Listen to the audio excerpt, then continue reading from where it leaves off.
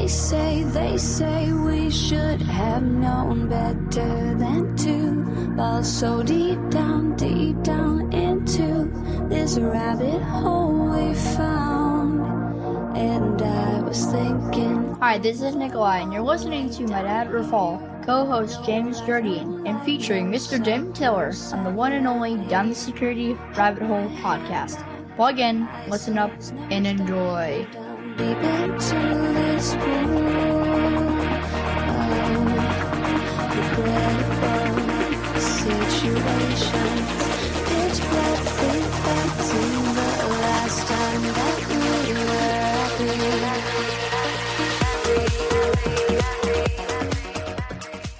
All right, here I am, hanging out at the beautiful gardens and a crystal clear blue sky day at RSA 2025. And Ray, I feel like we do this every year, and we wrap up. We do something. Yeah, and I will tell you, this is my favorite venue so far. We normally meet like under an escalator in the basement. That's true. That's true. This is much more pleasant. Yeah, this is much more pleasant. It's actually nice, and we're not being accosted by anybody. This is nice. Yeah. So, the podcast is young. All right, introduce yourself for people that don't know you. Ray Canzanese. I work at Netscope, and I run the Netscope Threat Labs. We're the threat research team. So, what's new, Ray? What is new? I mean, there's always something new, right? This year's something new is last year's something new, right? It's AI again, right? That's the what's new. And I think the what's new is that there's a lot more startups upstairs, right? A lot of companies I'd never heard of that I get to go check out, see what they're doing, right? See how they're differentiating themselves, right? They managed to get that VC money. Yeah, right? that's sweet VC money. What is that special sauce that they had? It's always for me the most. I mean, other than meeting with you and all my other friends, that's the most exciting part of the conference. For vendors, I feel like this is actually for a lot of when I was here an attendee rather than a vendor. This was a lot of like just social time. You go meet up with people you haven't seen in a while. Totally, yeah. And every once in a while, you kind of looked around and went, "Yeah, still disappointing." Go back to your friends. Yeah, and I mean, everybody's here, right? Like this conference is a gathering of people. So just for me, it's meetings all day, and then usually fun meetings all night. Yeah. I like how you put that, fun meetings. Yeah. I'm going to start penciling that into my calendar next year as fun meetings. Fun meetings, right? Yeah. After 6 p.m., all fun meetings. That's all that's all that's allowed. So I took a walk, and maybe I'm just getting old and just grizzly, but I was kind of disappointed this year. I feel like there's less people. It feels like there's the floor is lighter. There's not as many people walking around. I actually feel like yesterday it was the most people I've ever seen in my life. Okay, maybe. And today's a little lighter. I think we all had too many fun meetings last night. That may be entirely possible. So we had puppies last year. We've got puppies and goats this year. I'm curious let's make a prediction. What's the next animal we're going to get? I think we've decided it's pigs. Pigs, yeah. I think that it's no doubt. I mean, pigs are wonderful creatures, right? Yes. They're like dogs. They taste good, right? And that's not the dogs, the pigs. Right. It's an upgrade over dogs. Yes. That's what I'm here for. I'm here to be filthy. Oh, good Lord. How do I get away with this? Anyway, you're right. There's a lot of AI stuff going on. I'm actually a little surprised because I expected, like XDR a couple of years ago, I expected every booth to say now with AI. Right. That didn't happen. So I'm not sure if I'm pleasantly surprised or mildly annoyed, somewhere in between. Yeah, I think that I was pleasantly surprised, right? Like, I want to hear about what you're actually doing, not that you're using AI to do it, right? Like, whether or not you're using AI doesn't matter if you're solving problems for me. Yeah. So tell me the problems you're solving. And the AI messaging that I saw was mostly about AI problems, right? And solving those. That's true. And that was really refreshing. It made consuming all of these, marketing messages a lot easier. Yeah. That's the one thing that's consistently been bad about. I don't think it's just our industry. because I watch TV and I see, advertisements that if I took away the graphics, like you had no idea what that ad was for. Right. But I feel like even with the graphics, sometimes here, we walk around, you're like, okay, I read your booth. I read the highlight, the big thing you wanted me to read. The hell do you do? Yeah. And I don't know. It's somewhere between everybody needing to feel like they need to differentiate, but also sound the same by using the same words. It's been very. If I'm a customer, I complained about this a lot. If I'm a customer, I'm looking at some of these booths and I'm thinking, I want to give you money, but I'm not sure what I understand what it is that you do. Yeah, and it's so important to get to that what you do, like in your booth graphics, right? Because if you don't, I'm just going to go look at the next booth, right? Yeah. How many vendors are here? By my count, I think it was 1.5 million, right? I mean, you just can't, there's not enough time to stop by everyone where you're not sure what they're doing and ask. Yeah. But the ones that got that messaging to me, I talked to everyone, right? Hey, this is something that I'm looking to partner with or purchase or use. And it works if you get to that point, if you hit me right with the words I needed to hear. Yeah. And it wasn't AI powered, right? Like that was never it. I think maybe we got the message on that though. I think that's like the industry may have gotten that message, like stop putting the word du jour all over your booth, even though you're a EBA tools, you're not XDR, stop making things up. Although I guess that's their job. Well, yeah, I mean, you can always redefine the term, right? They were all made up, or you make up a new one. Language is fluid, right? Words change meanings over time. Or you make up a new acronym or new word that means something to, then you're the best of breed because there's only one of you. Yeah, that's always a good strategy. I've always wondered how everybody is the best of breed or everybody's the market leader. Like, what markets are we in here? You narrow the market down to what it is you do best.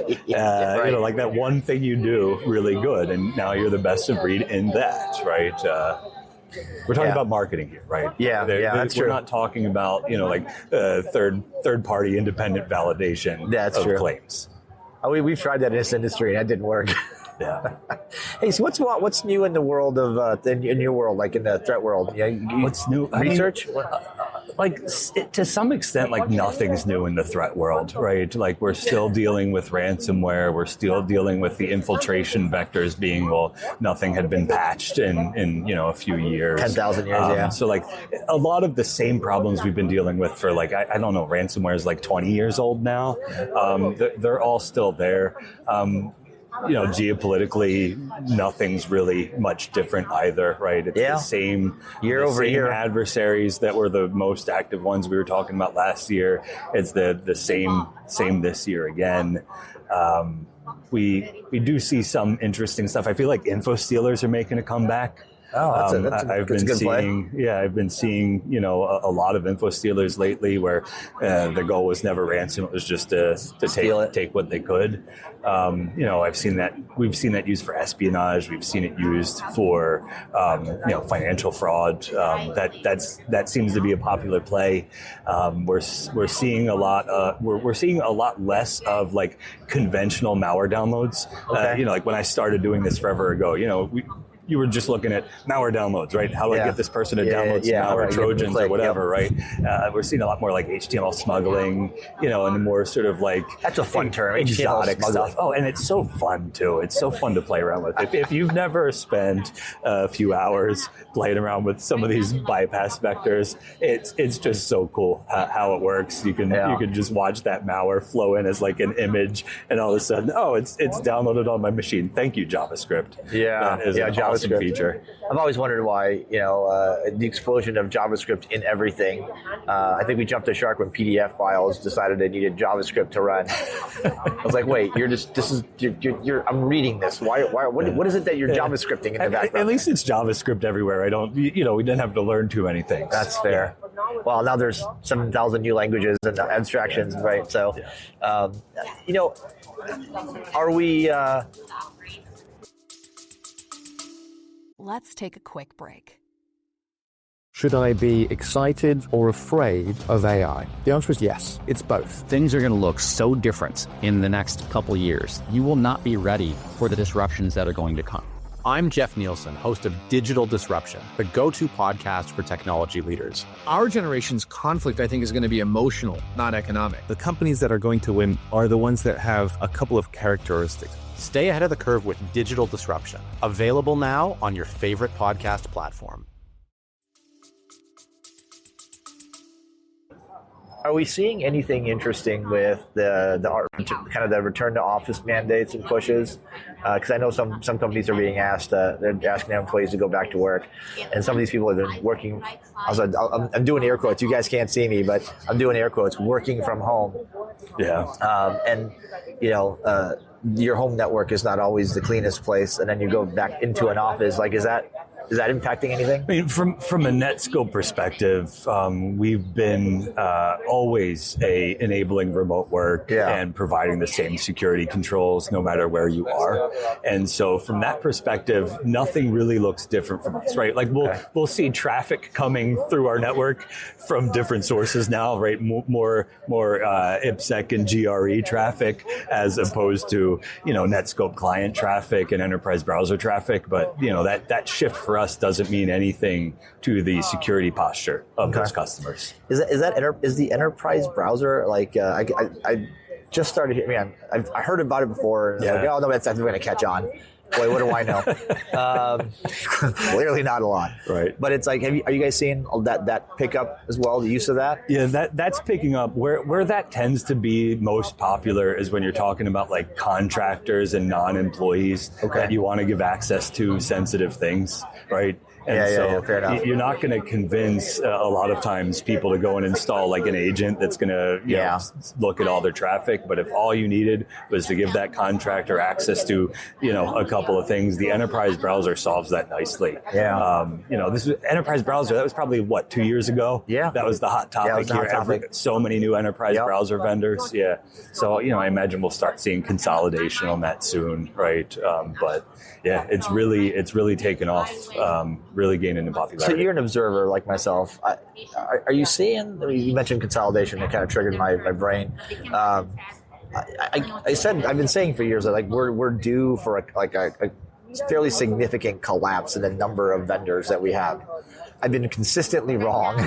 It's because there's too much VC money, right? How are we gonna condense if we're constantly creating more and more vendors, right? Yeah, that's fair. So there is a lot of consolidation, right? You see so many so much M&A activity, right, every year. But you also go and you watch all those new startup sandboxes. And you're like, oh, this is cool, innovative stuff, right? And so, luckily the venue is only as big as it is, right? I don't think we could squeeze more vendors in here. They'll try. Don't dare them. They'll try. Next year there will be a booth right here where we're sitting. Right. Yeah. There'll be booths out here. Exactly. Look, it's always interesting because the big companies, their trials are that they can't innovate fast enough. They're not, so you got to go out. And the innovation happens in the little, the corners, right? The little ideas. Yeah.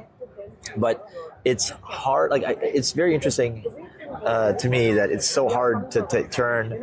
I have this idea for this one thing. People turn that into a company and trying to go kind of launch that off on its own rather than I need to go figure out where this belongs. Right. I got in trouble a couple of years ago because I was at Gartner and there's a booth and there's a gentleman that was very proud of his creation.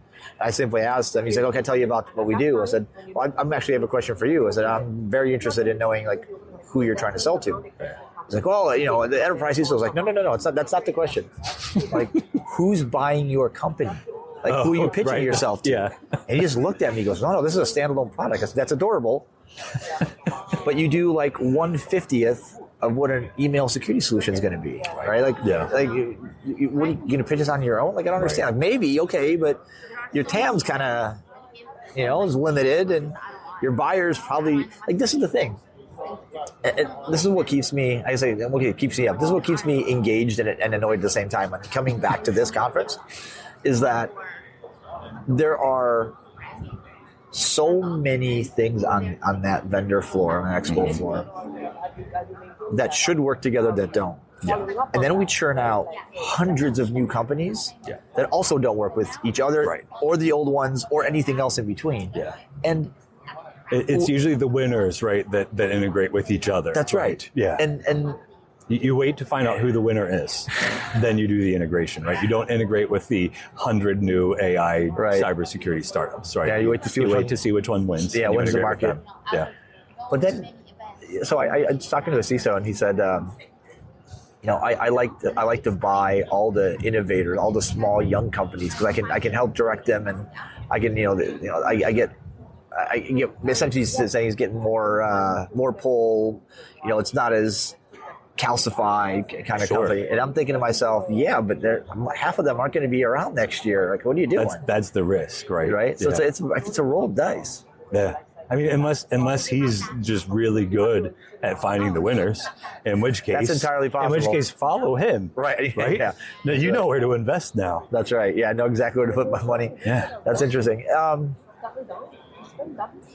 With the you mentioned geopolitics, like with the world getting a little squirrely, both from smart people doing stupid things, world leaders not playing with each other nicely in the sandbox, and then the occasional tyrant deciding they want to invade other people's countries. Yeah. IT security has been and IT in general has been so dependent on this global supply chain. We got developers, we got support, right, in different countries. Is that you think that's impacting us at all? I mean, in some ways, yes, and in some ways, no, right? Like, I don't know, the hot topic in the U.S. is tariffs, right? Are tariffs affecting all of us SaaS cybersecurity vendors? No, right? Because we're not selling physical products across borders, right? We're selling services. So in that way, no, right? In other ways, yes, we have to purchase hardware, right? That is going to cross those physical borders. Your cloud gets a little more expensive. Right, yeah, the cloud, right. It is in fact somebody else's computer, and somebody else had to buy it, right? And so like that's going to happen, right? It messes up remote work a little bit, right? If you are trying to do business in countries that are now involved in active conflict, either with each other or with enemies or friends, it really complicates things, which I think we see that reflection, right? That instability all over the place, right? Especially if you watch the stock market, right? Yeah. You're I try not to right now. It's for your own sanity, right? It's nice to not look at that, but that's a nice. It's sort of like a measure of instability. So it feels like cyber was stalling a little bit in the budgeting and purchasing kind of angle. I think we had globally had some economic concerns. That's what I'm saying. Right? It's like there seems to be a issue now with all the uncertainty that we've got in the global markets. Like, companies are pulling back, and I mean, on one hand, no shit, Sherlock, right? Like, yeah, duh. Try to save money everywhere you can. Right. But it's also not like going away, right? There's nobody that said we don't need to do cybersecurity anymore because the world's become a more unstable place than the economy sucks, right? It's kind of the opposite. Right? Yeah, no kidding. It's like, no, you kind of need to do more, but maybe be more strategic about it. So that's becomes super interesting, because when companies, their budgets shrink, they have to spend less. They have to find ways to keep technology around longer, and yet the threats ratchet up during these times. So you've got these opposing forces here. Right. Yeah. And I mean, you also have, I think, right, at least I like to believe this, right, that in some ways, the cybersecurity vendors, right, many of them here at this conference, are not trying to go create more budget. They're not trying to create more costs for their customers, right? They're trying to do things like more efficiently, more effectively, in ways that will hopefully reduce overall cost for their customers, right? More automation, more intelligence, less manual work for people to do, which is still usually the most expensive thing, right? The labor that all of these companies are paying for. I mean, I really want to believe that. I really want to believe that, but I have never seen a shrinking budget in cyber. And I've never seen a vendor show up and go, okay, I'm going to show you how to spend less. Right. Because it's usually spending less by consolidating, right? By having fewer vendors, fewer things to integrate, fewer people working on the integrations, right? It's that consolidation story again, right? You usually spend less when you're not paying a bunch of people for very similar things. That's fair. Can you name a technology though that we've effectively decommissioned and said we don't need it anymore? Like we don't use this anymore at all. Yeah, like insecurity. I mean, we have to go back like 30 years or something, right? But, like stuff sticks around for a long time. I used to work at Lockheed Martin, right? Like we were working on like 30, 40-year-old hardware, right? Nothing really goes away, right? There's always use cases for that old stuff. Yeah. But I mean, you have seen shifts, right? You've seen shifts away from people buying VPN concentrators, right? Oh, You've yeah. seen shifts away from people buying physical firewall devices and racking up in their servers. Are they gone? No, by no means are they gone. But we're seeing those shifts, and that. The closest I could come up with was antivirus. Like antivirus didn't go away, but it's no longer really like nobody has an antivirus client anymore. Right. You see, like everybody's got Windows Defender, right? Yeah. It came with Windows, right? We've got EDR sort of solving some of those antivirus challenges. But certainly AV is not what it was, 20 years ago. Yeah, and DLP, maybe DLP. DLP, yeah. Is that still a thing? DLP is totally still a thing, right? It's evolved a lot, right? We sometimes have to call it other things so that people don't get upset when they hear DLP. But is there anybody who's not worried about data security anymore, right? No. In fact, maybe data security is the number one thing you're worried about. Yeah. So that's our bread and butter, right? At Netscope is data security. So that's probably the number one thing our customers come to us for. So by no means dead, but not what it was. Yeah. So this is interesting because that kind of takes me to a thing I've been thinking about lately is we, as an industry, before we were a thing, we were part of IT, security really cared about data, right? Ultimately, it was just data. Yeah. And we could point to it and say that 10 megabyte hard drive is sitting right there, right? And the data is right there. Yes. Yeah. And I feel like we missed the opportunity to secure the data itself because we said, it's never leaving that system. I just have to secure that system and it'll be fine. Right. I'll put a fence around that hard drive and we're good. We solved it. And then you fast forward a couple of decades and now we're like, man, did we miss a boat at some point? Because now we've got all these data security companies that are popping up that are doing the thing or are promising to do the thing that like I had as a project in like 2001, like identify, classify, and name things. Yeah. It's nuts. It back then it didn't seem like so big a deal, right? Because you could just build that fence. Yeah. And it's becoming more and more a big deal because we don't have any fences, right? Yeah. We've got data just everywhere, right? All these cloud apps that only get value from if you send your data there, right? They've made things easier for us, right? But there's now data everywhere, right? Which is why you see so many data security companies, right? Why you see us working in data security. And then this whole AI thing, right? Where, you've got just people scraping up as much data they can get their hands on, however they can get their hands on it, training these models. And it's like, okay, well now we've taken the data, we've put it into Blender. Yeah. And we've got data soup coming out the other side. And so now you're wondering when that data soup comes out, well, where did it come from? Yeah, and how many ingredients did we mix up in the process? Yeah, were there ingredients we shouldn't have put in there? Right. The answer is yes. Because if you're scraping the internet, you're getting a whole lot. You're getting a whole lot of stuff you don't want. You're getting sensitive stuff. You're getting offensive stuff. You're getting illegal stuff, and it's all in your soup. Make believe stuff. Yeah, plenty of make believe stuff. I was having a conversation earlier today. I think we're going to do a whole podcast on this, but like there was a report done that somewhere near 50% of all internet traffic now is bots, or like basically non-human. And the conversation centered around well, okay, search was, a big deal, right? But search, when we did search, you got a bunch of results and you could like pick which ones you wanted to go follow. When kids now are not searching, they're asking their AI Kids these days. Well, but they're saying, but you're getting tell me what the answer to this question is. And so you're not getting multiple results. You're getting an answer, which you have to, like, they don't know. And it's the thing is nobody's questioning this because, well, the technology knows. It's got to be the right answer.